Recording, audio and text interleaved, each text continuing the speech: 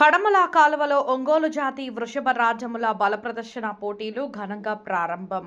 నంద్యాల జిల్లా బండి ఆత్మకూరు మండల పరిధిలోని కడమల కాల్వ గ్రామంలో ఈస్టర్ పండుగను పురస్కరించుకుని ఒంగోలు జాతి వృషభ రాజముల బల ప్రదర్శన పోటీలు ఘనంగా నిర్వహించారు. ఈ పోటీలను నిర్వాహకులు ఎద్దుల సుబ్బారాయుడు, పబ్బతి రాజేష్, వెంకటయ్యల ఆధ్వర్యంలో నిర్వహించారు.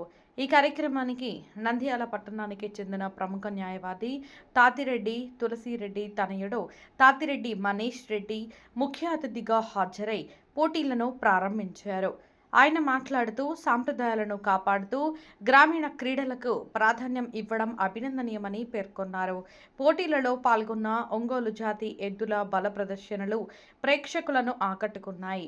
పెద్ద సంఖ్యలో ప్రజలు హాజరై కార్యక్రమాన్ని ఆసక్తిగా వీక్షించారు.